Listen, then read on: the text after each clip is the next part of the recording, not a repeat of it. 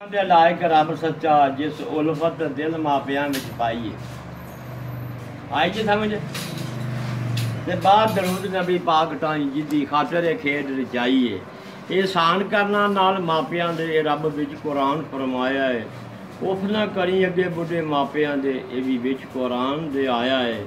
ਮਾਵਾਂ ਤੇ ਜੰਨਤ ਵਾਲੀਆਂ ਠੰਡੀਆਂ ਛਾਵਾਂ, ਸੱਚ ਆਖਿਆ ਇਹ ਉਲਮਾਵਾਂ। ਧੁੱਪ ਜੇਠ ਦੀ ਹੋਵੇ ਤੇ ਪਤਾ ਫੇਰ ਲੱਗਦਾ ਕਿ ਹੁੰਦੀਆਂ ਨੇ ਠੰਡੀਆਂ ਛਾਵਾਂ। ਮੁਸ਼ਕਲਾਂ ਪੈਣ ਜਦੋਂ ਪਤਾ ਫੇਰ ਲੱਗਦਾ ਕਿ ਹੁੰਦੀਆਂ ਚੀਜ਼ ਨੇ ਮਾਵਾਂ।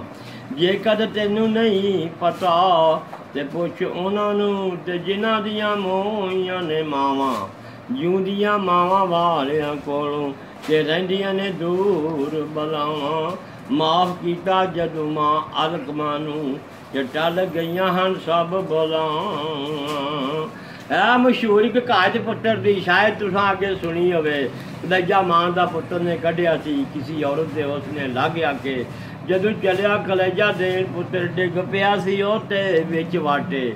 ਕਲੇਜੇ ਵਿੱਚੋਂ ਆਵਾਜ਼ ਆਈ, ਪੁੱਤਰ ਲੱਗੀ ਤੇ ਨਹੀਂ ਤੈਨੂੰ ਸਾਟਿਆ ਪਏ। ਪੁੱਤਰ ਜਾਤਾ ਕਰਨਾ ਆਵਣ ਰਾਹ ਤੱਕਦੀਆਂ ਰਹਿੰਦੀਆਂ ਮਾਵਾਂ ਨੇ। ਜਦ ਪੁੱਤਰ ਘਰ ਆਵੇ ਜੇ ਲੱਖ ਸ਼ੁਕਰ ਕਰਦੀਆਂ ਮਾਵਾਂ ਨੇ। ਨਾਲੇ ਪੁੱਤਰ ਦਾ ਮੂੰਹ ਚੁੰਮ ਕੇ ਤੇ ਸੀਨੇ ਲਾਉਂਦੀਆਂ ਮਾਵਾਂ ਨੇ। ਕਿਉਂ ਪੁੱਤਰ ਦੇਰ ਲਾਈ ਨਾਲ ਪਿਆਰ ਦੇ ਪੁੱਛਦੀਆਂ ਮਾਵਾਂ ਨੇ। ਪੁੱਤਰ ਜਿਨ੍ਹਾਂ ਦੇ ਹੋਣ ਪਰਦੇਸੀ ਉਹ ਤੇ ਗਿਣਦੀਆਂ ਦਿਨ ਤੇ ਰਾਤਾਂ ਨੇ। ਸ਼ਾਲਾ ਖੈਰੀ ਕਰ ਆਵੇ ਉੱਤੇ ਪੜ੍ਹਦੀਆਂ ਨਿਤ ਸਲਵਾਤਾਂ ਨੇ।